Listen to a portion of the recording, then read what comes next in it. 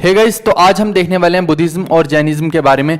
बहुत कुछ इसके अंदर भी सीखने को मिलेगा और इसमें से जो भी क्वेश्चन आएंगे आप सब फोड़ डालोगे, क्योंकि ये जो मैंने टॉपिक है ना बहुत ज़्यादा डिटेल में करवा रखा है। ये आप कोई भी मेरे दूसरे सेशन को या कोई पीडीएफ देखेंगे उससे कहीं ज़्यादा इसके अंदर मैंने करवाया है, क्योंकि जैसा कि मैंने बोला कि ये एक अपडेटेड कॉन्टेंट है, तो आज आपको देखने को भी मिलेगा। यहाँ पे इतना कुछ इसके अंदर चीज़ें मैंने बता दी हैं कि इससे बाहर तो कुछ आ ही नहीं सकता है। आइए एक एक करके हम देख लेते हैं इसके अंदर। सबसे पहले तो आप देखिए कि इसकी ज़रूरत क्यों पड़ी जैनिज्म के आने की, और क्या सिर्फ जैनिज्म और बुद्धिज्म ही आए? जी नहीं, ऐसा नहीं था। उस टाइम पे क्या था कि सबसे ज्यादा वर्चस्व किसका चल रहा था? ब्राह्मण्स का चल रहा था। और वो किस धर्म को प्रमोट कर रहे थे? वैदिक एज को या वैदिक धर्म को प्रमोट कर रहे थे। ठीक है, वेदों की अथॉरिटी को सुपीरियर बोल रहे थे। वो कह रहे थे कि जो ईश्वर ने भेजा है वो सिर्फ वेद है, वेदों से ऊपर कुछ नहीं है। पहला पॉइंट ये। अब जब ये जो अथॉरिटी हो रही थी, चलो ये तो ठीक है, लेकिन इसके अलावा क्या है कि बहुत सारे जो बीच में समाज में इतने सारे भ्रम और इतनी सारी कुप्रथाएं आई, तो उसके अपोजिट में एक स्ट्रक्चर को खड़ा होने के लिए बहुत ज़्यादा ज़रूरत थी। और आप आगे चल के देखेंगे तो सिखिज्म भी इसीलिए आया था। ये जैनिज्म आए, बुद्धिज्म आए, सिखिज्म आए, ये इसी का ही आगे रूप अलग अलग वे से एक तरह से ब्रांचेस निकल के आई हैं।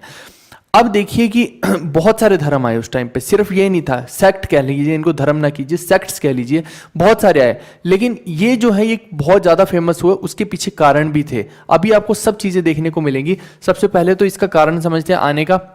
आप देखिए जो ये सबसे पहले तो हो गए ब्राह्मण। मैंने क्या बताया था कि अभी जो ब्राह्मण है वो टॉप सुपीरियोरिटी पे है, फिर इसके नीचे क्षत्रिय, फिर आपका वैष्णवाइट्स जो हो गए, ये जो व्यापार किया करते थे, ठीक है, और फिर ये हो गए शूद्रा।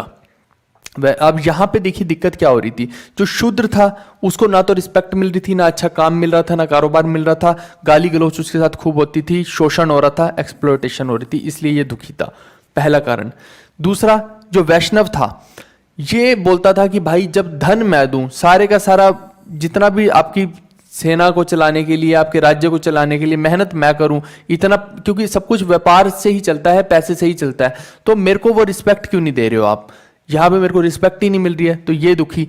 फिर क्षत्रिय बोलता था कि भाई जब जाके वहां सेना के साथ युद्ध मैं करूं, है ना, लड़ाई झगड़े दूसरी सेनाओं के साथ मैं करूं, मरे कटे हम, और राज कौन करेगा? ब्राह्मण। ये कैसे पॉसिबल हो सकता है?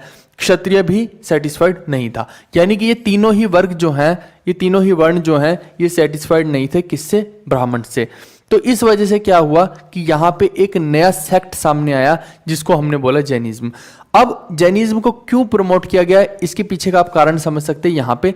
दूसरी बात कि जो जहां जहां भी क्षत्रिय लोग हुए, उन्होंने मतलब कि वैदिक एज को, यानी कि वैदिक कल्चर को छोड़ के वहाँ पे लोगों को ये कहना शुरू कर दिया कि आप जैनिज्म और बुद्धिज्म को फॉलो कीजिए। और उन्होंने बहुत ज़्यादा इजीली इसको अडॉप्ट किया, क्योंकि ये जो धर्म है ना, ये जात पात से परे हैं दोनों के दोनों। और जो उल जुलूल कुप्रथाएं हैं या फालतू में ही एनिमल्स को मारना, ऐसी अजीबोगरीब चीज़ें, है ना, या फिर ये कहें कि ब्राह्मण्स का जो वर्चस्व था उसको इन्होंने चैलेंज किया। इस वजह से जो बहुत बड़े बड़े राजा थे ना, उन्होंने भी इस धर्म को अडॉप्ट कर लिया ताकि अपने यहाँ से कुरीतियों को ख़त्म कर पाएं, क्योंकि वहाँ पे ख़त्म करना बहुत मुश्किल था। वो उसकी जड़ें जो है ना बहुत मजबूत हो चुकी थी। तो इस वजह से इसको बहुत ज़्यादा बढ़ावा मिला और बड़े बड़े राजाओं के दरबार में महावीर स्वामी गए, बुद्धा गए, और देखिए अलग अलग चीज़ें हुई हैं। अब देखते हैं एक एक करके। सबसे पहले तो आप देखिए जो पहले तीर्थंकर हुए हैं जैनिज्म के, वो हुए ऋषभनाथ। आपको ये समझना पड़ेगा कि ये इन्होंने स्टार्ट किए, ये आगे बढ़ते गए तो पूरे का पूरा सेक्ट को ग्रो करते गए, लेकिन सबसे ज़्यादा जो काम किया है वो महावीर स्वामी ने किया है, तो उनको रियल फाउंडर बोलेंगे एक तरह से। फिर 23rd तीर्थंकर हुए पार्श्वनाथ। 24 हुए, सबको याद करने की जरूरत नहीं है, 4 एक याद कर लीजिए, 3-4 वही मेन है। 24th यानी कि लास्ट तीर्थंकर हुआ वर्धमान महावीर। अब इनका बर्थ कहाँ पे होता है? कुंडल ग्राम में होता है, जो कि वैशाली के पास है। 540 बीसी के आसपास की ये बात है।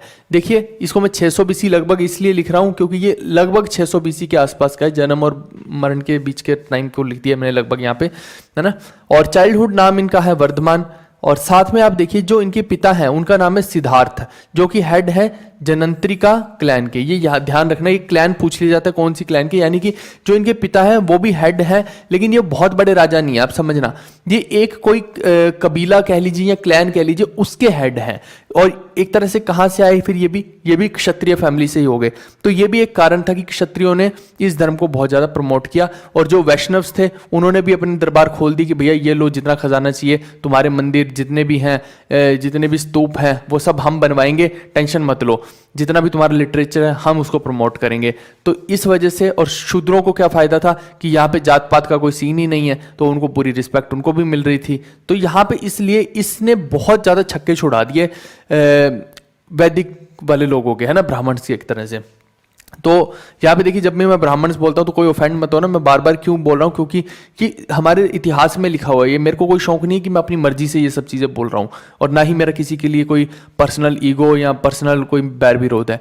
ये जो हमारे इतिहास में चीज़ें लिखी हैं, एनसीईआरटी में लिखी हैं, उसी चीज़ों को मैं एज इट इज़ आपको बता रहा हूँ, क्योंकि फिर कई बार क्या हो जाता है, ऑफेंड होते हैं लोग, तो ऑफेंड का इसके अंदर कोई भी बात नहीं है। जो इतिहास में लिखा है वो बता रहा हूँ, आप खुद से पढ़ लेना जाके एनसीईआरटी, तो वहाँ भी यही देखने को मिलेगा, है ना। तो फिर किससे ऑफेंड हो गए आप? तो इसीलिए ऑफेंड वाली कोई बात नहीं, आप एक नॉर्मल इंसान बन के न्यूट्रल होकर सोचेंगे चीज़ों को तो समझ में आएगा।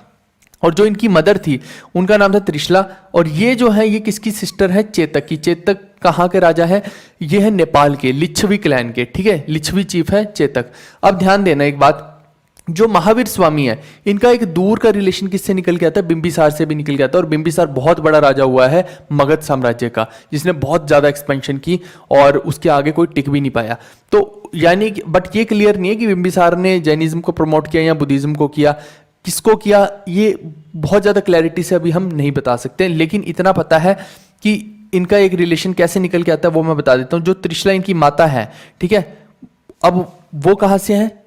चेतक के घराने से है ना, चेतक की बहन है। और जो चेतक है उसकी जो बेटी है, समझना, चेतक की बेटी जो है उसकी शादी किससे हुई थी? बिंबिसार से हुई थी। बस इतना सा समझ लीजिए। यानी कि ये एक तरह से क्या हुई, उसकी बुआ ही होगी, है ना, बुआ हो गई ना, बस वही समझ लो, इसकी बेटी की ये बुआ हो गई त्रिशला। इस एंगल से थोड़ा सा लंबा ये निकलता है तो कोई दिक्कत नहीं है। फिर एल्डर ब्रदर की बात करते हैं तो वो है नंदीवर्धन। वाइफ की बात करें तो यशोदा है। और देखिए, गौतम बुद्धा और इनके अंदर बहुत ज़्यादा समानताएं हैं, तो आप कंफ्यूज मत हो जाना। ये चीज़ें बहुत ज़्यादा उधर भी ऐसे नाम देखने को मिलेंगे, आपको अक्सर कंफ्यूजन होने लग जाएगा।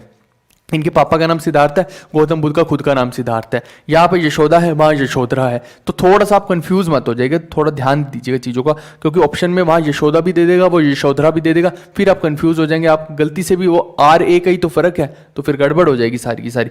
और इनकी डॉटर जो है वो अनुजा प्रियदर्शनी है। फिर at the age of 30 Vardhaman renounced his home, यानी अपने घर को इन्होंने 30 साल की उम्र में छोड़ दिया और ये एक साधु संत का जीवन जीने लग गए। और जो उनका ऑस्टेरिटी प्लेस है, यानी कि जहाँ पे इनको ज्ञान की प्राप्ति हुई है एक तरह से, वो है जराम्भिक विलेज, जराम्भिक विलेज। लेकिन अगर उसके अंदर भी पूछ लिया जाए कि इनको एग्जैक्ट किस जगह पे, उस विलेज के अंदर भी किस जगह पे इनको नॉलेज की अटेनमेंट हुई है, तो हम बोलेंगे 12 साल भटकने के बाद इनको, ये 12 जो लिखा हुआ है इसका मतलब 12 साल के बाद इनको अटेनमेंट हुई है। 12 साल भटकने के बाद रिजुपालिका रिवर जो है उसके पास ही एक ट्री है, साल ट्री। देखिए, मैं बार बार बोल रहा हूं कि बुद्धा को भी एक ट्री के नीचे हुई प्राप्त, इनको भी एक ट्री के नीचे हुई, बिल्कुल सेम सेम सी कहानियां चल रही हैं, तो कंफ्यूज मत होना। इनको 12 साल के बाद हुई, रिजुपालिका रिवर है, रिवर का नाम पूछ सकता है। साथ में किस पेड़ के किनारे, तो साल ट्री के नीचे बैठे थे, वहां पे इनको क्या प्राप्त हुआ? ज्ञान की प्राप्ति, जिसको ये बोलते हैं कैवल्य।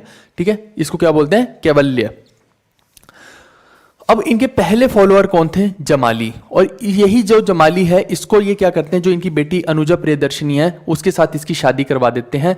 तो यानी कि कहने का मतलब है कि ये जमाई राजा भी हो गए, जमाली इनके एक तरह से। फिर लैंग्वेज जो है इसकी, वो है नेचुरल लैंग्वेज, प्राकृतिक लैंग्वेज। ये जो प्राकृतिक भाषा है, आप समझना, उस टाइम पे क्या होता था कि जो संस्कृत भाषा है, ब्राह्मण का वर्चस्व देखिए कैसा था कि जो सुपीरियर लोग होंगे, हाई क्लास के लोग होंगे, वो कौन सी भाषा बोलेंगे? वो बोलेंगे संस्कृत। लेकिन जो नॉर्मल आम इंसान बोला करता था, वो वहां पे संस्कृत नहीं बोलते थे, उनकी एक अपनी भाषा थी, प्राकृत लैंग्वेज, प्राकृतिक लैंग्वेज एक तरह से आप कह लीजिए।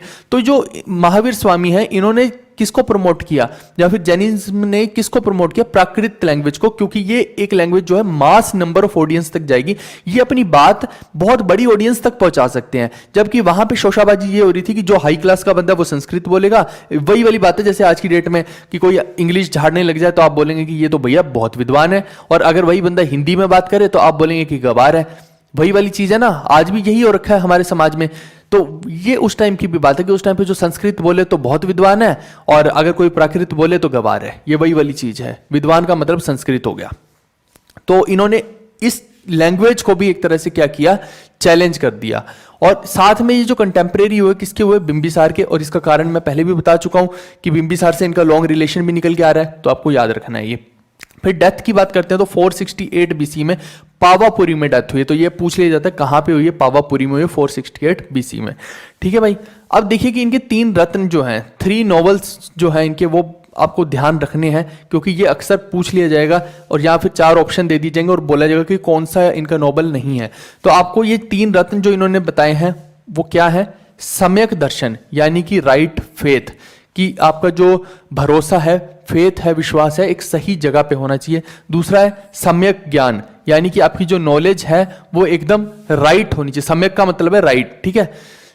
आपको ये नहीं है कि आदि अधूरा ज्ञान है या गलत ज्ञान है, उससे बचाने के लिए इन्होंने एक प्रॉपर ज्ञान दिया है, तो वो आपको पता होना चाहिए। फिर सम्यक आचरण, आचरण का मतलब क्या होता है, व्यवहार होता है, एक्शन होता है, कि आपको ये पता होना चाहिए कि उसके अंदर आपने ज्ञान तो प्राप्त कर लिया, लेकिन इंप्लीमेंटेशन के लिए क्या करना पड़ता है, एक्शन लेना पड़ता है। आप कितना ही लेट के सोच लीजिए कि हाँ मैं ये बना दूंगा, मैं वो बना दूंगा, ये इंजीनियरिंग कर दूंगा, वो कर दूंगा, जब तक एक्शन नहीं लेंगे तब तक कुछ नहीं होगा, है ना। ख्याली पुलाव वाली बात है।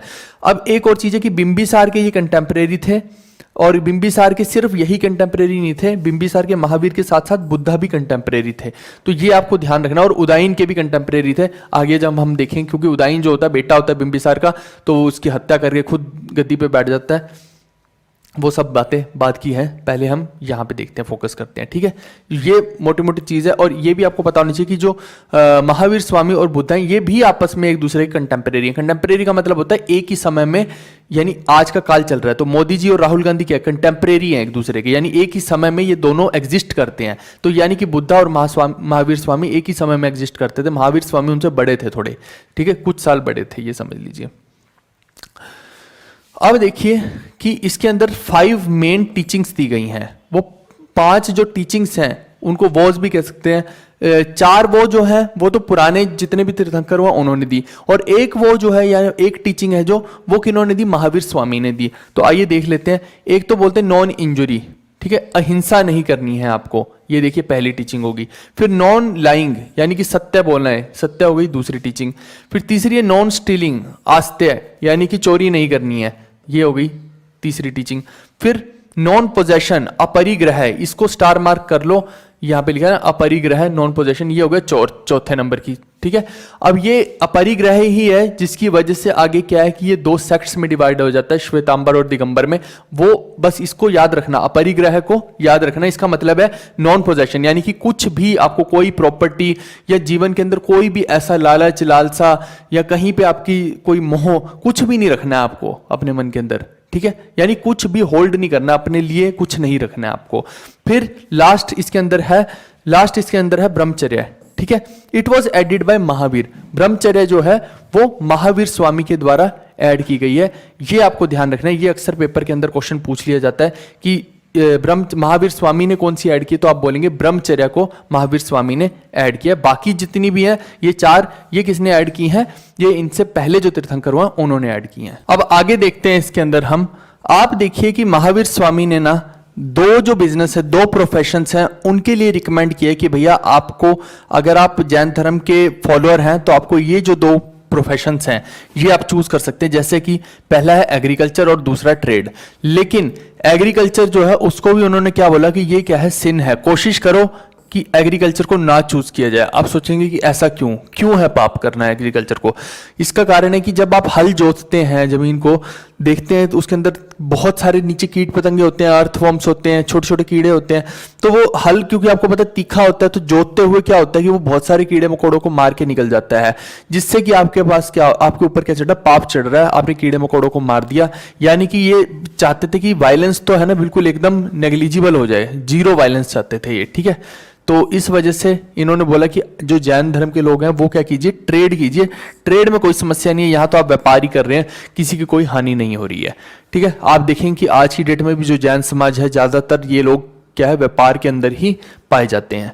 अब इसके अंदर एक और काम करते हैं, ये 11 गंधारों की फौज बनाते हैं, जो कि पहले तो ब्राह्मण्स होते हैं लेकिन बाद में जब जैन धर्म में आ जाते हैं तो जैनास कहलाते हैं। आप देखिए कि इनका काम क्या था, ये आप देख सकते हैं कि सारे के सारे गंधार जो हैं, इनका काम था कि जैन धर्म की पूरी के पूरे सब जगह पे स्प्रेड करना, है ना, यानी कि फैलाना, प्रचार करना।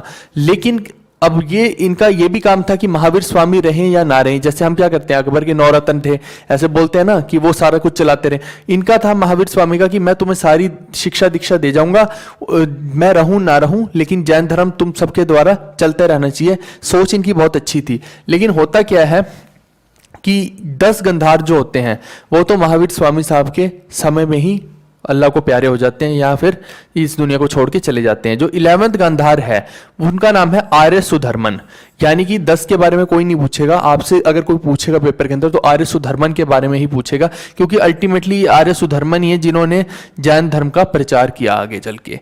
ठीक है भाई। अब ये देखिए कि जैन धर्म को लोग फॉलो कर रहे हैं, जो वो कैसे पता लगेगा, कौन सी सेट ऑफ रूल्स हैं जिससे पता लगेगा कि ये बंदा जैनी है।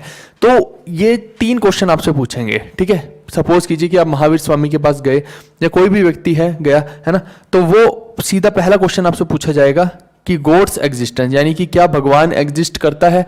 तो अगर आपने बोला कि नो, तो एकदम करेक्ट आंसर है, इनके अकॉर्डिंग आप जैनी बनने के काबिल हैं। दूसरा, अगर आप वो बोलते हैं कि world has been existing without a creator, यानी कि आपने सुना होगा हम बोलते हैं कि दुनिया बनाने वाले काहे को दुनिया बनाई, है ना, तो वो वाला सुना है ना आपने, वर्ड गाना सुना होगा, तो वही यानी का मतलब है कि क्रिएटर, है ना, कि उसने सारी की सारी दुनिया को बना रखा है। बट इनका कहना है कि ऐसा कोई क्रिएटर नहीं है, दुनिया जैसे आज चल रही है ऐसी बहुत समय से चल रही है, ये पहले से ही थी, इसको बनाने वाला कोई नहीं है। तो अगर आप बोलते हैं कि हाँ ये सत्य है तो फिर आप एक जैनी है। फिर अगर तीसरा पॉइंट ये बोलते हैं सोल इन एवरी ऑब्जेक्ट, तो आप बोलेंगे कि क्या सच में हर ऑब्जेक्ट के अंदर आत्मा होती है। अगर आप बोलेंगे हाँ होती है, तो फिर इसका मतलब है कि ये तीनों एग्जाम्स के अंदर आप पास हुए और आप कहलाएंगे जैना, यानी कि आप जैन धर्म को फॉलो करते हैं। फिर इससे पता लगता है। ठीक है भाई। एक और चीज अभी बताऊंगा आगे बढ़ने से पहले। ठीक है, आगे बढ़ने से पहले एक और चीज बताता हूं। आप देखिए कि यहाँ के लोग जो हैं, इतना तो आपको तय होना चाहिए कि आपने देखा होगा कि लहसुन नहीं खाते, प्याज नहीं खाते, अब देखना इस चीज को, और नॉनवेज तो बिल्कुल ही नहीं खाते हैं। तो आप देखिए कि देखो नॉनवेज तक तो ठीक था, वहां तो आप किसी जीव की हत्या कर रहे हैं, ठीक है, लेकिन यहां पे ये लहसुन प्याज या फिर और कई सारे चीजें हैं जो ये लोग नहीं खाते। उसके पीछे कारण क्या है, तो उसका मैं एक कारण बताता हूं। जैसे कि इन्होंने बोला, ये देखना जरा, सोल इन एवरी ऑब्जेक्ट, तो इनका मानना है कि जिस ऑब्जेक्ट में सोल बहुत ज्यादा एक्टिव है, ध्यान देना, सोल जो है बहुत ज्यादा एक्टिव है, उनकी हत्या जब आप करते हैं तो आपको बहुत ज्यादा पाप लगता है, वो आपके लिए एक बहुत बड़ा गलत काम है ना। तो अहिंसा नहीं है, वो हिंसा कर दिया आपने। यानी कि जिसके अंदर एक्टिव है बहुत ज्यादा सोल, ये कैटेगरीज में डिवाइड करते हैं। अब जैसे मान लीजिए कि लोग बकरा खा रहे हैं, मुर्गा खा रहे हैं, तो उनकी जो आत्मा है बहुत ज्यादा एक्टिव है, तभी तो वो चल फिर पा रहे हैं ना। तो आपने उनका मर्डर कर दिया, तो एक तरह से हिंसा कर दिया आपने। फिर ऐसे ही आप पेड़ पौधों के अंदर आएंगे या फिर नॉन लिविंग ऑब्जेक्ट्स में आएंगे, तो वहां ये जो सोल है ना, ये थोड़ी डीएक्टिवेटेड फॉर्म में है, ठीक है, बहुत ज्यादा एक्टिव नहीं है। तो जितनी ज्यादा डीएक्टिवेटेड सोल रहेगी, है ना, यानी कि जितनी ज्यादा सुप्त मुद्रा में रहेगी, उतना ही आप हिंसा कम करेंगे उसको नुकसान पहुंचाते हुए। तो कहने का मतलब कई फल फ्रूट या फिर कई सब्जियों में क्या होता है कि सोल जो है थोड़ा सा ज्यादा एक्टिव रहती है, तो वो कहते हैं कि इन सब्जियों को, इन फल फ्रूट्स को भी मत खाइए क्योंकि इनकी सोल थोड़ी सी ज्यादा एक्टिव है। तो यहां पे भी आप एक तरह से हिंसा कर रहे हैं। यानी कि ये एक तरह से ये समझ लीजिए कि बहुत ज्यादा ओवर इम्फेसाइज करने वाली बात होगी कि हिंसा नहीं करनी, हिंसा नहीं करनी, जबकि ऐसा पॉसिबल नहीं है। आप देखिए कि आप चल रहे हैं रोड पे, तो नीचे 2-4 कीड़ी जा रही है, तो कोई ना कोई तो लुढ़केगी आपके पैर से। आप कितना देख के चलोगे, ऐसा तो है नहीं कि रोड सबकी पहले पूरी सफाई करवाओगे और फिर उसके ऊपर चलोगे। फिर जाओगे तो फिर और ज्यादा माइन्यूट में जाओगे तो माइक्रो बैक्टीरिया वगैरह इतने माइक्रो ऑर्गेनिजम्स है। अब किसी ना किसी की तो हत्या कर ही रहे हो, है ना, दूध पी रहे हो, दूध को गर्म कर रहे हो, उसके अंदर बैक्टीरिया होते हैं, माइक्रो ऑर्गेनिज्म होता है, तो आप उनको भी मत कीजिए फिर। तो ये जो है ओवर इम्फेसाइज था यहाँ पे थोड़ा सा, ठीक है, बट ठीक है, जो भी उनके सेट ऑफ रूल्स थे। तो इस वजह से क्या है कि बहुत सारे जो मैंने बताया ना, जैसे लहसुन प्याज वगैरह, ये लोग नहीं खाते हैं, बस उन्हीं को खाते हैं जहां पे एक तरह से सोल जो है बहुत हाईली डीएक्टिवेटेड फॉर्म में है। अब देखिए आर्य सुधर्मन की बात करते हैं। ये आगे पूरे जैन धर्म का प्रचार करने वाले हैं। ये अपना जो उत्तराधिकारी किसको बनाते हैं? जंबू को। फिर जंबू जो है वो किसको बनाता है? प्रभावा को। प्रभावा जो है अपना उत्तराधिकारी बनाता है स्वयंभव को। स्वयंभव किसको बनाता है? संभूति विजय को। अब ये संभूति विजय कौन है? ये है धनानंद के कंटेम्परेरी। जी हाँ, ये वही धनानंद है जिसके साथ चंद्रगुप्त मौर्य की लड़ाई हुई थी। अब इसके बारे में राजाओं के ऊपर अभी हम आएंगे। मैंने पहले भी बताया था कि जो महाजनपद है और ये सब है, ये सब पैरेलली चल रहा है। ये लोग किसकी कोर्ट में जा रहे हैं? जो महावीर स्वामी हो गए, बुद्धा हो गए, राजाओं को ही तो इन्फ्लुएंस कर रहे हैं कि आप इस धर्म का प्रचार कीजिए। तो राजा तो आएंगे ना, ये सब कंटेम्परेरी है, एक ही साथ चलेगा सब कुछ। तो अभी हम एक सेक्शन की बात कर रहे हैं, फिर दूसरे सेक्शन पे भी जाएंगे इसी समय के अंदर ही। ठीक है, ये देखिए समय 600 BC के आसपास का चल रहा है अभी। तो आप देखिए कि उसके बाद संभूति विजय के बाद कौन बनता है? भद्रबाहु बनते हैं। अब ये बहुत इंपॉर्टेंट है भद्रबाहु भी। और संभूति विजय क्यों इंपॉर्टेंट है? क्योंकि ये धनानंद के कंटेम्परेरी है, तो ये पूछा जा सकता है बस थोड़ा सा। भद्रबाहु इंपॉर्टेंट है। अब आप देखना, ये जो भद्रबाहु है ये किसके कंटेम्परेरी है? चंद्रगुप्त मौर्य के। और ये आपको भूलेगा नहीं, ये आपको याद रहेगा कि भद्रबाहु चंद्रगुप्त मौर्य के कंटेम्परेरी, जब मैं एक कहानी सुनाऊंगा अभी। अच्छा, एक चीज और आपको ध्यान देनी कि ये जितने भी लोग हैं इनको बोलते क्या थे? ये क्या हो गए? ठेरावाद हो गया एक तरह से। ये एक के बाद जो आ रहे हैं ये क्या हो गए? ठेरा हो गए। ठीक है भाई। अब जो भद्रबाहु हैं ये किसकी कोर्ट में है? किससे मतलब कौन इनसे बहुत ज्यादा इन्फ्लुएंस्ड है? चंद्रगुप्त मौर्य। अब यहाँ पे चंद्रगुप्त मौर्य को ये आके बोलते हैं कि भैया बात ऐसी है कि तुमने बहुत ज्यादा रक्त बहाया है लोगों का, तो यहाँ पे क्या है? गंगा रिवर के आसपास फेमाइन आएगी बहुत तगड़ी, जो कि 12 साल तक रहेगी फेमाइन। और इसके दोषी केवल और केवल तुम हो, क्योंकि तुमने इतना बड़ा साम्राज्य बनाने के लिए, चंद्रगुप्त मौर्य ने, आपको मालूम होना चाहिए, बहुत बड़ा साम्राज्य अखंड भारत का निर्माण कर दिया था। तो तुमने सिर्फ उस निर्माण के चक्कर में बहुत सारी जीवों की हत्या कर दी है। अब जैन धर्म है, आप देखिए कि जो लहसुन प्याज के बारे में इतना सोच रहे हैं, तो समझ रहे हैं ना आप कि ये तो वायलेंस होगी बहुत तगड़ी। अब आदमी को मार रहे हो तो ये तो बहुत तगड़ी चीज हो गई इस धर्म के अकॉर्डिंग, फिर बहुत गलत हो गया। तो उस वजह से इन्होंने एक, आप समझ लीजिए कि लानत डाली किसके ऊपर? चंद्रगुप्त मौर्य के ऊपर। तो चंद्रगुप्त मौर्य को एकदम से ये फील हुआ कि यार ये तो सही नहीं है, मैं किस चक्कर में फंसा पड़ा हूं। और काफी लंबा राजपाट वो भोग भी चुके थे। तो उन्होंने अपने बेटे बिंदुसार को सारे का सारा राजपाट दिया और खुद किसके साथ चल पड़े? भद्रबाहु के साथ चल पड़े। कहां चल पड़े? आप समझना, भद्रबाहु को पता है कि यहां पे फेमाइन आने वाली है, बहुत बड़ी आपदा आने वाली है। तो चंद्रगुप्त मौर्य और भद्रबाहु जो है, इन्होंने डिसाइड किया कि भैया हम यहां पे नहीं रहेंगे, हम, क्योंकि हमें प्रचार करना है इस धर्म का, और इसलिए हम यहां से कहीं और जाएंगे। अब उसी पीरियड में क्या होता है? एक और व्यक्ति होता है स्थूलबाहु। ये भी एक तरह से समझ लीजिए कि टॉप पे जैसे भद्रबाहु है, साथ ही इनके एक तरह से स्थूलबाहु है जो इनका हेल्प कर रहे हैं। अब यहां पे दोनों एक तरह से 19-20 का अंतर है इनके बीच में, दोनों ही कॉम्पिटिटिव हैं आपस में। तो स्थूलबाहु बोलते हैं कि ठीक है भाई, ऐसा है कि आप लोगों को एक पर्टिकुलर सेक्शन को जाना है तो आप जाइए, लेकिन हम जो है, हम चाहे जैसे भी रहेंगे, ये हमारी लैंड है, हम इसको छोड़ के नहीं जाएंगे, हम यहीं रहेंगे। तो स्थूलबाहु और उनके जितने भी शिष्य या जितने भी फॉलोअर थे वो कहाँ रहे? वो यहीं पे टिके। ठीक है, चंद्रगुप्त मौर्य जहां पे राज कर रहे हैं पूरे के पूरे एरिया में, ये वहीं पे रहे। लेकिन जो चंद्रगुप्त मौर्य और भद्रबाहु हैं, चंद्रगुप्त मौर्य, सीएम का मतलब है चंद्रगुप्त मौर्य, चंद्रगुप्त मौर्य और भद्रबाहु कहां चले गए? श्रावण बेलागोला पे चले गए। अब वो श्रावण बेलागोला अगर आज की डेट में आप देखें तो आज की डेट का क्या हो गया? ये कर्नाटका हो गया। अब क्या होता है कि वहां पे जाके बहुत लंबे समय तक, 12 साल के आसपास की बात हो रही है, कि भद्रबाहु और चंद्रगुप्त मौर्य बहुत काम करते हैं, इस धर्म की बहुत स्थापना करते हैं, बहुत ज्यादा इसको फैलाते हैं और बहुत सारे लोगों को टीचिंग्स देते हैं और अपने साथ मिलाते हैं। और जो चंद्रगुप्त मौर्य हैं वो अपना जीवन का आखिरी समय वहीं पे ही श्रावण बेलागोला में ही बिताते हैं। और जो इनका सेट ऑफ रूल्स होते हैं, जैसे कि धीरे धीरे खुद को भूखे रख के, प्यासा रख के आपको अपने प्राण त्यागने होते हैं, है ना। ये एक इनका तरीका है, जैसे बुद्धा के अंदर है निर्वाणा प्राप्त करने का, ऐसे यहाँ भी है। तो ये एक तरीका है, इससे आपको मोक्ष की प्राप्ति होती है, ऐसा बोला जाता है। तो उन्होंने, चंद्रगुप्त मौर्य ने भी इसी एक सेट ऑफ प्रिंसिपल को फॉलो करके जैन धर्म के अपने प्राण त्यागे। अब आप देखिए कि भद्रबाहु जो है वो वापस सोचता है कि 12 साल हो गए हैं, तो अपने जितने भी शिष्य बचे हैं उन सबको लेके वो सोचता है कि चलो हम वापस से चलते हैं, फिर जहां पे स्थूलबाहु रह रहा है वापस से मिलते हैं जाके। अब ये सब लोग मिलके जब वापस आते हैं वहां पे, तो आगे खड़े मिलते हैं स्थूलबाहु और इसके शिष्य। वो तो वेलकम के लिए खड़े होते हैं, लेकिन जब वो देखते हैं तो इनकी आंखें फटी की फटी रह जाती हैं। वो क्या देखते हैं कि जितने भी लोग आए सब नंगे, यानी कि दिगंबर हो रहे हैं। दिगंबर का मतलब होता है निर्वस्त्र, है ना। तो ये देख के स्थूल बाहु इन सबको घबरा जाते हैं, भाई ये क्या है, तुम कहां से धर्म भ्रष्ट करके आए हो, तुमने तो धर्म को भंग कर दिया, जैन धर्म के ऊपर कलंक लगा दिया। बहुत गाली गलौच होता है और बहुत दिक्कतें इनके सामने खड़ी होती हैं, लेकिन भद्रबाहु इसकी रीजनिंग देते हैं बहुत ज्यादा स्ट्रॉन्ग। मैंने अभी थोड़ी देर पहले आपको एक चीज बताई थी, अपरिग्रह, वापस से लेके चलता हूं आपको, आप भूल गए होंगे मुझे मालूम है।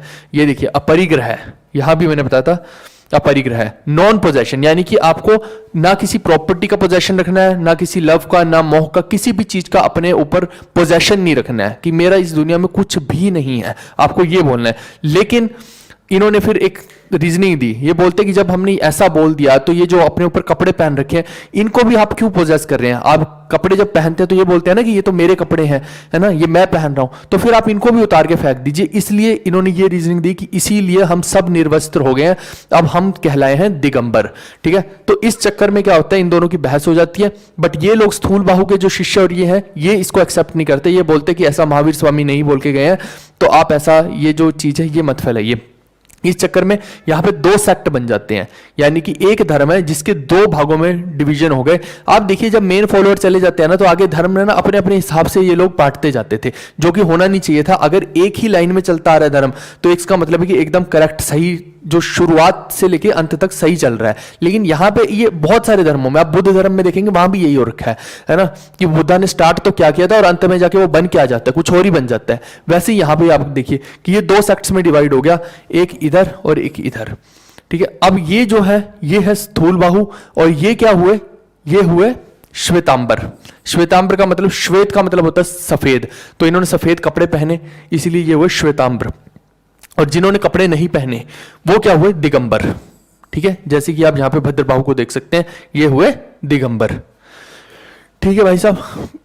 अब देखते हैं हम जैन काउंसिल्स के बारे में। बुद्धा के टाइम में भी हम काउंसिल्स देखेंगे, यहां भी देखेंगे कि किस लिए बनाई जाती थी काउंसिल्स। काउंसिल्स बनाई जाती थी कि जो भी जितना भी धर्म का कंटेंट है, अब आप मौखिक रूप में मत शिफ्ट कीजिए कि एक से बाद दूसरा, दूसरे के बाद तीसरे जनरेशन को जा रहा है, ऐसा मत कीजिए। आप इसको कहीं लिखित रूप में रख लीजिए ताकि ये आगे लॉन्ग टर्म तक आपके पास प्रेजर्व्ड रहे। तो फिर यहां पे फर्स्ट काउंसिल रखी जाती है, कहां पे रखी जाती है, पाटलिपुत्रा में, जो कि स्थूल बाहु रखता है।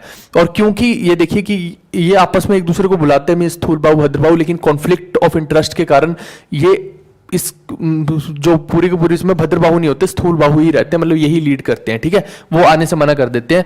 और ये in the beginning of 3rd century ये होती है, और इसमें 12 अंग बनाए जाते हैं टू रिप्लेस लोस्ट वन पूर्वा, है ना। तो कहने का मतलब जितना भी आपका कंटेंट है ना, उसके 12 अंग बना दिए जाते हैं कि भैया ये अब हमारा जो है सारे का सारा जैन का लिटरेचर हो गया। फिर सेकंड काउंसिल जो रखी जाती है, ये तो रख रहे हैं 3rd सेंचुरी के आसपास की, 3rd BC के आसपास की, मतलब 300 BC के आसपास की, 3rd सेंचुरी मतलब 300 BC के आसपास की। तो और यहाँ पे सेकंड काउंसिल जो रखी जा रही है, ये कहाँ पे रखी जा रही है, वल्लाभी में।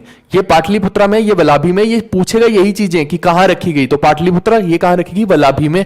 In the 6th century AD. 6th century AD का मतलब क्या, 600 AD के आसपास की बात है। ये ध्यान देना, ये AD है, ये यहां पे क्या है, BC है। बहुत लंबे समय के बाद अगली काउंसिल रखी जा रही है, ये बात आप थोड़ा सा सोच के देखिएगा।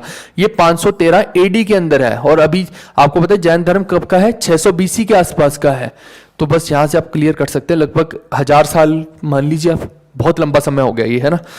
और यहां पे क्या होता है, अंडर द लीडरशिप ऑफ देवरधि क्षमा शर्मना, ठीक है, इनके लीडरशिप के अंडर ये रखी गई। And resulted in the final compilation of 12 angas and 12 उपंगास। यहां पे सिर्फ 12 अंग बने थे, यहां पे फाइनल कंपाइल किसको किया गया, 12 अंगों को भी किया गया और 12 उपंगास को भी किया गया। उप अंग जो हो गए, एक अंग हो गया, एक उसका ही फर्दर पार्ट उप अंग हो गया, ठीक है। तो ये दो भागों में और बटा। फिर Jain literature, most of the literature is written in Prakrit language, ये मैं पहले भी आपको बता चुका हूं। साथ में जो जैन लिटरेचर है, इसके अंदर और क्या क्या चीजें हैं, देखो सबसे पहले तो 12 अंग हैं, फिर 12 उप अंग हैं, यहां तक तो अभी तक हम पढ़ के आए हैं। फिर आगे भी फर्दर डिविजन्स हैं, इसमें क्या है, 10 प्रकीर्णा है, फिर उसके बाद 6 छेद सूत्र है, फिर 4 क्या है इसके अंदर, मूल सूत्र है। तो ये सारे का सारा कंप्लीट 5 भागों में क्या बनता है, फिर अगर इसको जोड़ दिया जाए तो ये कंप्लीट जैन लिटरेचर बनता है। फिर तीर्थंकर्स और उनके सिंबल्स के बारे में देखते हैं। जितने भी तीर्थंकर आए उन्होंने एक एक सिंबल अडॉप्ट करके रखा हुआ था, यानी कि खुद को डिपिक्ट कर रहे थे एक तरह से उस सिंबल से। सबके याद करना मुश्किल है, 24 तीर्थंकरों के याद नहीं करने हैं। मैंने सोचा कि आपको मोटे मोटे तौर पे बता देता हूं, तो जो मेन तीर्थंकर है पहले 3 और आखिरी 3 के याद कर लो, तो अगर आएगा तो इसी से आएगा। सबसे पहले ऋषभ है, तो ऋषभ देव का क्या है? बुल। बुल तो आप समझते ही है ना।